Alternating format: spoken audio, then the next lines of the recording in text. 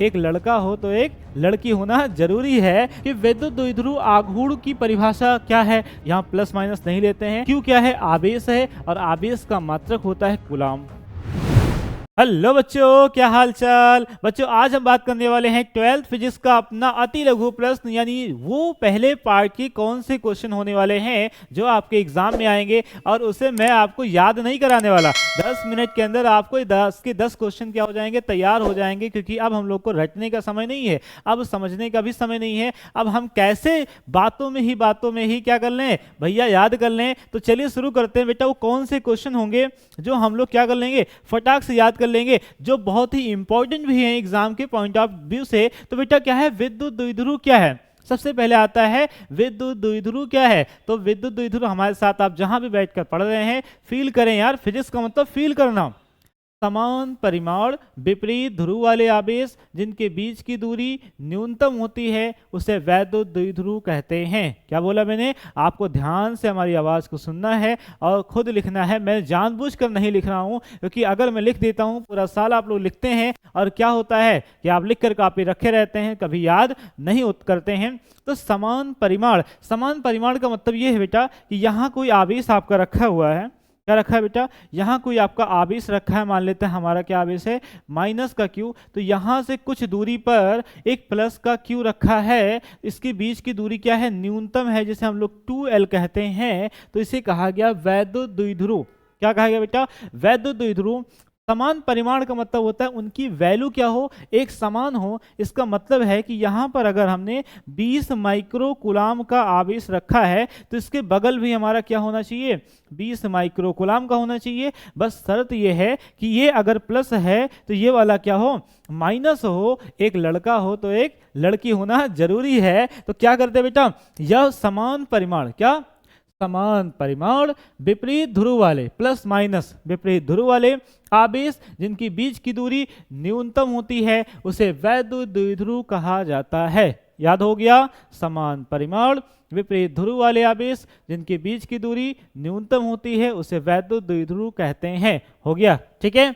एक नंबर के अति लघु प्रश्न आपका आता है, एक नंबर में आपको इतना ही लिखना होता है। फिर क्वेश्चन कर लेता बेटा 3 नंबर वाले में, ठीक है, कि वैद्युत द्विध्रुव क्या है तथा वैद्युत द्विध्रुव आघूर्ण तो परिभाषित कीजिए। तो ऐसा क्वेश्चन क्या बेटा कि वैद्युत द्विध्रुव आघूर्ण की परिभाषा क्या है। तो वैद्युत द्विध्रुव आघूर्ण जो अभी हमने डायग्राम बनाया वही यहाँ डायग्राम बनाना पड़ेगा आपको बेटा। क्या बनाना होगा, यहाँ पर लिखना होगा बेटा माइनस का क्यू। आपने अकॉर्डिंग बेटा एक प्लस कर लेना, एक माइनस कर लेना, कुछ भी, चाहे आगे चाहे पीछे। इसके बीच की जो दूरी है वो क्या है, न्यूनतम है, 2L है। तो यहाँ क्या बोला गया, वैद्युत द्विध्रुव। समझ गए? ये पूरा प्रक्रिया क्या है, वैद्युत द्विध्रुव है। तो वैद्युत द्विध्रुव के एक आवेश या उनके बीच की दूरी के गुणनफल को वैद्युत द्विध्रुव आघूर्ण कहते हैं। क्या बोलते हैं बेटा? इसे P से प्रदर्शित करते हैं। P बराबर होता है, इन दोनों में से किसी एक आवेश को ले लेना है। यहाँ प्लस माइनस नहीं लेते हैं, क्योंकि प्लस माइनस केवल जाति बताता है भैया, वो कैसा है, मेल है या फीमेल है। ठीक है। तो यहाँ पर क्या है, एक आवेश ले लिया, उनके बीच की दूरी क्या है, 2L है। क्या है बेटा? 2L है। या बोलो ना हमारे साथ, 2L है। तो यहाँ पर क्या है, वैद्युत द्विध्रुव के एक आवेश या उनके बीच की दूरी के गुणनफल, ये क्या है, गुणनफल को वैद्युत द्विध्रुव आघूर्ण कहते हैं। क्या बोलते हैं बेटा? वैद्युत द्विध्रुव आघूर्ण कहते हैं। P यहाँ पर क्या है, वैद्युत द्विध्रुव आघूर्ण है। क्या है बेटा? इसे कहते हैं वैद्युत द्विध्रुव आघूर्ण। और यहाँ Q क्या है, यहाँ Q है आवेश। यहाँ Q क्या है बेटा, आवेश है। 2L क्या है, डिस्टेंस यानी दूरी। समझ गए? एक बार फिर से परिभाषा याद कराते हैं आपको। वैद्युत द्विध्रुव के एक आवेश या उनके बीच की दूरी के गुणनफल को वैद्युत द्विध्रुव आघूर्ण कहते हैं। इसे P से प्रदर्शित किया जाता है। बेटा आपके बहुविकल्पीय में यहाँ से मात्रक भी पूछ लेता है कि वैद्युत द्विध्रुव आघूर्ण का मात्रक क्या है। तो मात्रक भी रटाएंगे नहीं, मात्रक बनता कैसे देखना। इस फार्मूले से मात्रक क्या बन जाएगा बेटा, तो P का मात्रक चाहिए हमें। तो Q क्या है, आवेश है, और आवेश का मात्रक होता है कूलाम। तो कूलाम हो गया। 2L क्या है, दूरी है, और दूरी का मात्रक होता है लंबाई। लंबाई ही नहीं तो दूरी है, और इसका मात्रक क्या होता है, मीटर। तो कूलाम मीटर। तो ऐसे लिखना होता है आपको वैद्युत द्विध्रुव का SI मात्रक। तो ये क्या है बेटा, मात्रक है। अच्छे से आपको कॉपी में लिख के आना है। समझ गए कि नहीं? आ गया बेटा? चलो अगला क्वेश्चन बात करते हैं बेटा। अगला क्वेश्चन है कि वैद्युत फ्लक्स क्या है तथा धनात्मक व ऋणात्मक फ्लक्स का उल्लेख कीजिए। ये सारे क्वेश्चन एग्जाम में आ चुके हैं, ध्यान से पढ़ना, दोबारा रिपीट कर दिया जाता है सेम टू सेम क्वेश्चन, क्योंकि यूपी बोर्ड के पास ज्यादा क्वेश्चन नहीं है बेटा। ठीक है, ये क्या कहता है? वैद्युत फ्लक्स क्या है? फील करो यार, याद करवा दूंगा मैं तुरंत। याद हो रहे हैं क्वेश्चन के नहीं हो रहे हैं? ठीक है, तो यहाँ क्या कहता है? वैद्युत फ्लक्स, वैद्युत क्षेत्र समझते हो, आवेश के चारों ओर के क्षेत्र को वैद्युत क्षेत्र कहते हैं। अब वैद्युत क्षेत्र के अंतर्गत कोई पृष्ठ आता है, कोई सरफेस आता है, तो उससे जितनी भी रेखाएं पार होंगी, मान लो यहाँ आवेश है, ये पेन आवेश है, वैद्युत क्षेत्र रेखाएं उत्पन्न कर रही हैं, ये हमारा हाथ है, इससे जितनी भी परिबद्ध होंगी, जितनी भी पार होंगी, वो सारा क्या होगा? फ्लक्स का गिनती में होगा। जैसे कि मैं आपको बताऊं कि यहाँ बेटा आपका मैंने एक प्लेट बना दिया, मान लेते हैं, ये चीजें अच्छे समझिएगा। ठीक है, ये आपका क्या है? एक आपका सरफेस है। अब इसमें क्या है? हमने ये वैद्युत क्षेत्र रेखाएं बना दी। देखो जरा, ये क्या है? ये वैद्युत क्षेत्र रेखाएं से गुजर रही हैं, कुछ गुजर रही हैं, कुछ नहीं गुजर रही हैं। जैसे ये नहीं गुजरा, ठीक है, ये गुजर गया, ये हमने बता दिया भाई ये नहीं गुजरा है। तो ढेर सारी वैद्युत क्षेत्र रेखाएं हैं, जो लाइनें हमने बनाई है, ये क्या है बेटा? ये है वैद्युत क्षेत्र रेखाएं हैं। अब ये क्या है? कोई पृष्ठ है, ये क्या बेटा? ये आपका क्या है? पृष्ठ है। अब यहाँ पर क्या है? अगर पृष्ठ है तो ये कोई पृष्ठ है, किसी पृष्ठ के लंबवत गुजरने वाले वैद्युत क्षेत्र रेखाओं की संख्या को वैद्युत फ्लक्स कहते हैं। कोई भी पृष्ठ हो, छत है, आपकी किताब है, आप जहां भी हैं, कोई भी पृष्ठ है, किसी पृष्ठ के लंबवत गुजरने वाले वैद्युत क्षेत्र रेखाओं की संख्या को वैद्युत फ्लक्स कहते हैं। समझ गए? फिर से हमारे साथ रिपीट करें आप सभी। किसी पृष्ठ के लंबवत गुजरने वाले वैद्युत क्षेत्र रेखाओं की संख्या को वैद्युत फ्लक्स कहते हैं। यानी हम काउंट करके बताएंगे कि कितनी पृष्ठ हैं और कितनी फ्लक्स रेखाएं गुजर रही हैं। तो यहाँ फाई जो है आपका कितनी संख्या है, जल्दी से बताओ आप सभी। तो यहाँ बेटा जो पृष्ठ गुजरेंगे वही होगा। तो ये नहीं गुजर रहा है मतलब ये काउंट नहीं होगा, ये नहीं गुजर रहा है ये काउंट नहीं होगा। कितना? 1 2 3 4 5 6, मतलब फ्लक्स का मान कितना आ रहा है? 6 आ रहा है। समझ पा रहे हो? तो फ्लक्स क्या है? किसी पृष्ठ के लंबवत गुजरने वाले वैद्युत क्षेत्र रेखाओं की संख्या को वैद्युत फ्लक्स कहते हैं। याद हो गया? आगे क्वेश्चन करता है बेटा, धनात्मक व ऋणात्मक फ्लक्स क्या है? तो धनात्मक मतलब यहाँ देख लो जरा कि भैया पृष्ठ से गुजर रही हैं, बाहर निकल रही हैं, तो ये जो फ्लक्स आया है कैसा है? ये धनात्मक है। ये कैसा पृष्ठ है आपका? जो बाहर निकल रही हैं उसे हम लोग क्या बोलते हैं? उसे अपन लोग कहते हैं धनात्मक। मतलब किसी पृष्ठ से बाहर जाने वाली वैद्युत क्षेत्र रेखाओं की जो रेखाएं हैं उसे क्या बोलते हैं? धनात्मक फ्लक्स। और पृष्ठ के अंदर आने वाली रेखाओं को ऋणात्मक फ्लक्स कहते हैं। मान लेते हैं कि ये गोला है आपका, इससे क्या यहाँ आवेश रख दिया हमने, तो यहाँ से फ्लक्स रेखाएं क्या बाहर निकलेंगी, यहाँ से वैद्युत क्षेत्र रेखाएं क्या होंगी? बाहर निकलेंगी। तो यहाँ जो फाई काउंट होगा वो कैसे आएगा? धनात्मक में आएगा। एक दो जो भी आएगा वो किस में आ जाएगा बेटा? वो धनात्मक में आ जाएगा। 1 2 3 4 5, तो कितना आ जाएगा? प्लस का 5। लेकिन यही पृष्ठ है, यहाँ हमने कोई पृष्ठ रखा, आवेश हमने बाहर रखा, तो इससे जो आपकी निकल रही हैं अंदर आ रही हैं, और अंदर जगह बाहर नहीं आई हैं, तो जो अंदर आती हैं उन्हें क्या बोलते हैं? ऋणात्मक फ्लक्स। तो पृष्ठ के अंदर आने वाली वैद्युत क्षेत्र रेखाओं को ऋणात्मक फ्लक्स, और पृष्ठ से बाहर जाने वाली क्षेत्र रेखाओं को धनात्मक फ्लक्स कहते हैं। तो धनात्मक क्या है? बाहर गया तो धनात्मक, अंदर आया तो ऋणात्मक। समझ गए? एक बार फिर से रिपीट कि वैद्युत फ्लक्स क्या है? तो किसी पृष्ठ के लंबवत गुजरने वाले वैद्युत क्षेत्र रेखाओं की संख्या को वैद्युत फ्लक्स कहते हैं। पृष्ठ से बाहर जाने वाली वैद्युत क्षेत्र रेखाएं को धनात्मक फ्लक्स तथा अंदर आने वाली को ऋणात्मक फ्लक्स कहते हैं। इस प्रकार से आपको कॉपी में लिखना है। इसका एक फार्मूला भी होता है, वो फार्मूला क्या होता है जरा देख लेना। इसको रफ कर देते हैं, ठीक है। तो फार्मूला जो बेटा होता है उसे इससे हम लोग किससे दिखाते हैं? फाई से। और फाई बराबर होता है ई ए कॉस थीटा। क्या होता है? याद रख लेना इस फार्मूले को, बहुत काम आएगा। तो फाई बराबर क्या होता है? ई ए कॉस थीटा। इस फार्मूले को आपको लिखना होता है। मात्रक की अगर बात करें इसकी, तो जो इसका मात्रक होगा वो कुछ इस प्रकार बना लेना आप सभी। तो वैद्युत फ्लक्स का जो मात्रक होता है बहुत इंपॉर्टेंट है, आपसे मात्रक पूछा जाता है। तो मात्रक क्या है? ई हमारा वैद्युत क्षेत्र है, तो ई का होता है न्यूटन प्रति कूलम, और ए हमारा मीटर है, तो यह क्या हो जाएगा, मीटर स्क्वायर, इसलिए मात्रक cos थीटा का कोई होता नहीं। तो न्यूटन मीटर प्रति कूलाम, न्यूटन मीटर स्क्वायर प्रति कूलाम क्या होता है, वैद्युत फ्लक्स का मात्रक। ठीक है, इस प्रकार से हमें समझना है। तो लिख लोगे अब सभी, यार बेल्टेन हो, याद करा दिया हमने वैद्युत फ्लक्स क्या है तथा धनात्मक व ऋणात्मक फ्लक्स क्या है। गॉस की प्रमेय क्या, अगला क्वेश्चन आता है बेटा, छोटी छोटी परिभाषाएं हैं। ये गॉस की प्रमेय क्या है, तो गॉस की प्रमेय होता है, इन्होंने क्या कहा, किसी बंद पृष्ठ से गुजरने वाले कुल वैद्युत फ्लक्स, फ्लक्स सीख लिए, किसी बंद पृष्ठ से गुजरने वाला कुल वैद्युत फ्लक्स आवेश का 1/ε गुना होता है। इसको लिख देते हैं, ठीक है, ताकि समझ पाओ। किसी पृष्ठ से गुजरने वाला, हमारे साथ लिखो, याद करो, किसी पृष्ठ से गुजरने वाला कुल वैद्युत फ्लक्स, कुल वैद्युत फ्लक्स, फ्लक्स आवेश का 1/ε गुना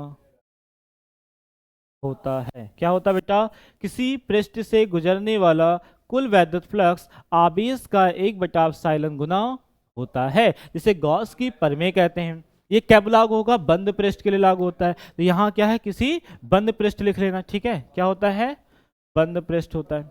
ठीक है, अब इसका फार्मूला क्या होता है बेटा, कि आपको जो फाई होता है, फाई, ये फाई होता है आपका Q upon epsilon not, right. हमने मात्रक अभी बता दिया, फ्लक्स का मात्रक क्या होता है, न्यूटन मीटर स्क्वायर प्रति कूलाम होता है। तो फ्लक्स का मात्रक क्या है, न्यूटन मीटर स्क्वायर प्रति कूलाम होता है। तो गॉस की प्रमेय क्या है, किसी बंद पृष्ठ से गुजरने वाला कुल वैद्युत फ्लक्स आवेश का 1/ε गुना होता है, क्यू फाई बराबर क्यू अपान एप्सिलॉन नॉट। अब यहाँ एप्सिलॉन जो है, इस एप्सिलॉन का मान होता है, याद रखना, 8.85 × 10⁻⁻12 होता है, जिसका मात्रक होता है कूलाम स्क्वायर प्रति न्यूटन मीटर स्क्वायर।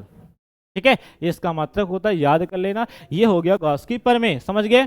बात करें अगला, तो आगे क्वेश्चन आता है भाई, विभव व विभवांतर को परिभाषित कीजिए। समझ पा रहे हो ना, विभव व विभवांतर को परिभाषित कीजिए। ये सारा नोट्स आपको अवेलेबल हो जाएगा, ठीक है, या वीडियो रोक करके लिखने का कोशिश करना, याद कर लेना। यहाँ लिख देते हैं तो आप लोग याद नहीं करते हैं, ठीक है, इसलिए मैं याद करा रहा हूँ आपको। अब पूछा है विभव व विभवांतर क्या है।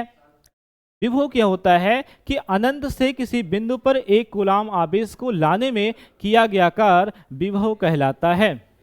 अनंत, हमारे साथ देखें, अनंत से किसी बिंदु पर एक कूलाम आवेश को लाने में किया गया कार्य विभव कहलाता है। जैसे कि हमने कहा भैया, यहाँ पॉइंट नंबर ए है, यहाँ अनंत है, यहाँ से हम लेकर के आ रहे हैं एक कूलाम आवेश को, कूलाम किसका मतलब है, आवेश का। अब इसको यहाँ से यहाँ तक के लाने में किया गया जो कार्य है, जो W है, वही क्या होता है, हमारा विभव कहलाता है। अनंत से किसी बिंदु पर एक कूलाम आवेश को लाने में किया गया कार्य विभव कहलाता है। क्या कहलाता है बेटा, विभव कहलाता है। तो यहाँ इसके बाद वो लिख देना, फार्मूला लिख देना। फार्मूला क्या होता है, वी ए, यानी पॉइंट ए पर ला रहे हैं, तो क्या हो जाएगा, W/Q हो जाएगा। क्या हो जाएगा बेटा, W/Q हो जाएगा। तो ये हमारा क्या है, विभव है। अनंत से किसी बिंदु पर एक कूलाम आवेश को लाने में किया गया कार्य विभव कहलाता है। ओके, लिख लेना। तो बच्चों, अब हम लोग देखेंगे विभवांतर क्या है। तो विभवांतर होता है दो बिंदुओं के बीच के अंतर, यानी एक बिंदु से दूसरे बिंदु तक एक कूलाम आवेश को ले जाने में किया गया कार्य विभवांतर कहलाता है। जरा देखना कैसे कहलाता है बेटा। यहाँ हमने पॉइंट ए मान लिया, पॉइंट बी मान लिया, ए पॉइंट से बी पॉइंट तक के हमें क्या लेके जाना है, एक कूलाम आवेश ले जाना है। अब यहाँ से हमारा आवेश उठ करके यहाँ पहुंचेगा, इसका मतलब इसको कार्य करना पड़ेगा, W कार्य करना पड़ेगा, राइट। तो यहाँ पर एक बिंदु से दूसरे बिंदु तक एक कूलाम आवेश को ले जाने में किया गया कार्य विभवांतर कहलाता है। तो इसको कैसे लिखेंगे बेटा, इसको हम लोग लिखेंगे VV माइनस का VA बराबर का W/Q। अब इसको अगर अपने इच्छा अनुसार लिखो तो इससे हम लोग डेल्टा V भी लिखते हैं, जो कि हमारा होता है W/Q। ठीक है, अब इसका जो मात्रक होता है बेटा, मात्रक भी पूछा जाता है कि विभव व विभवांतर का मात्रक क्या है। तो विभव व विभवांतर दोनों का मात्रक क्या है, वोल्ट है। मात्रक क्या लिख देते हैं, इधर मात्रक लिख देते हैं, याद कर लेना। विभव व विभवांतर का मात्रक सर ने क्या बताया भाई, वोल्ट होता है। मात्रक क्या होता है, वोल्ट होता है। क्या मात्रक होता है, वोल्ट होता है। एक ऑप्शन में आपके और मात्रक दे सकता है, यहां से बनाकर जूल प्रति कूलाम। तो दूसरा का मात्रक क्या है भैया, जूल प्रति कूलाम। तो ध्यान रखना, ऑप्शन में जूल प्रति कूलाम दे सकता है, क्योंकि वोल्ट तो सभी बच्चों को याद होता है ना। तो यहाँ पर आपके साथ खेल खेला जाता है कि आपने सही से पढ़ा है कि नहीं पढ़ा है। ठीक है, तो ये हो गया एक बिंदु से दूसरे बिंदु तक एक कूलाम आवेश को ले जाने में किया गया कार्य विभवांतर कहलाता है। ठीक है, अगला क्वेश्चन आते हैं भाई, क्या है, धारिता से क्या समझते हैं। धारिता से क्या समझते हैं, धारण, धारिता मतलब धारण, आवेश को धारण करने की क्षमता को धारिता कहते हैं। आपके पंखे में जो कैपेसिटर लगा है वो 1 सेकंड में कितना आवेश ले सकता है, स्टोर कर सकता है, वही उसका होता है धारिता। संधारित समझ गए ना, आवेश जितना भी संचित करता है तो वो तो कितना संचित, कैपेसिटी कितना है, कैपेसिटी कह रहा है धारिता। ठीक है, आवेश को धारण करने की क्षमता को धारिता कहते हैं। अच्छे से कॉपी में लिख लेना, इतना ही इसका आंसर है। आवेश को धारण करने की क्षमता को धारिता कहते हैं। इसे सी से प्रदर्शित करते हैं। किससे प्रदर्शित करते हैं बेटा, धारिता को सी से प्रदर्शित करते हैं, कैपेसिटेंस। ठीक है, ओके, आगे बढ़े। अगला क्वेश्चन आता है, अनुगमन वेग क्या है। अगला क्वेश्चन है, अनुगमन वेग क्या है। अनुगमन वेग होता है कि हमारे पास एक चालक है, एक कंडक्टर है, तो चालक में अगर हम विभवांतर उत्पन्न करते हैं, कोई बैटरिया लगाते हैं बाहर से, तो उसके अंदर का जो इलेक्ट्रॉन है वो एक निश्चित दिशा में निश्चित वेग से गति करने लगते हैं, जिसे हम लोग कहा गया अनुगमन वेग। ठीक है, याद करिए तुरंत हमारे साथ, किसी चालक के सिरों पर विभवांतर उत्पन्न करने, यदि हम किसी चालक पर विभवांतर उत्पन्न करते हैं तो उसके अंदर यानी चालक के अंदर उपस्थित इलेक्ट्रॉन निश्चित दिशा में निश्चित वेग से गति करते हैं, जिसे अनुगमन वेग कहते हैं। यहाँ डायग्राम बना के आपको समझाता हूँ। जैसे हमने कहा भैया, यहाँ पर क्या है, एक चालक है, क्या बेटा, एक चालक है, इसके इलेक्ट्रॉन क्या है, जब एक निश्चित दिशा में लगातार क्या होते हैं, गमन करने लगते हैं, तो उसे क्या बोलते हैं, अनुगमन वेग। मतलब यहाँ पे हमें क्या लगाना होगा, बैटरिया लगाना होगा।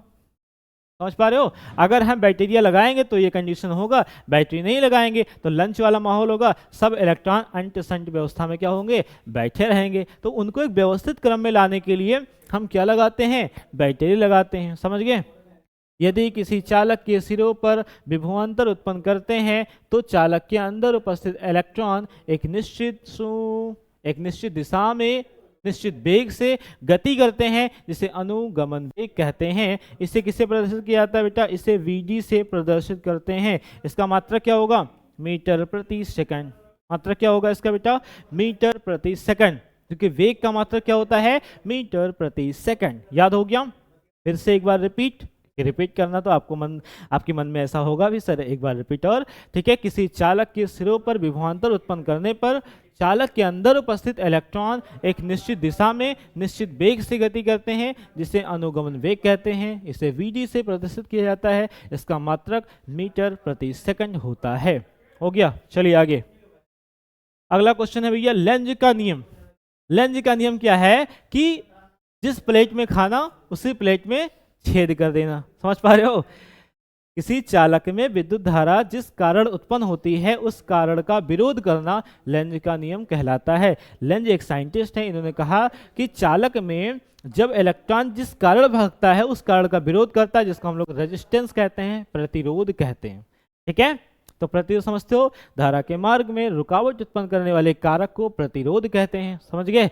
तो लेंज का नियम क्या है, किसी चालक तार में उत्पन्न धारा उस कारण का विरोध करती है जिस कारण वह उत्पन्न होती है। जिस प्लेट में खाना उसी प्लेट में छेद करना, इसे क्या बोलते हैं, लेंज का नियम कहते हैं। तो उम्मीद करते हैं सारे क्वेश्चन आपको अच्छे से समझ में आ गए होंगे। ठीक है, इसे अच्छे से लिख लेना, नोट कर लेना, यहाँ से आपको क्वेश्चन मिलने वाले हैं। बहुत जल्द अगली वीडियो आ जाएगी सेकंड पार्ट के। ठीक है, सेकंड पार्ट में कौन कौन से महत्वपूर्ण क्वेश्चन हैं, वो 2 नंबर वाले, 3 नंबर वाले, लॉन्ग क्वेश्चन, न्यूमेरिकल कौन सा है। फर्स्ट पार्ट में 2 नंबर में अति लघु में काफ़ी सारे न्यूमेरिकल पूछे जाते हैं, तो आप लोग वेट करिएगा, बहुत जल्द 2 नंबर वाले न्यूमेरिकल भी आपके सामने हाजिर हो जाएंगे। ठीक है, ऑल द बेस्ट। ओके।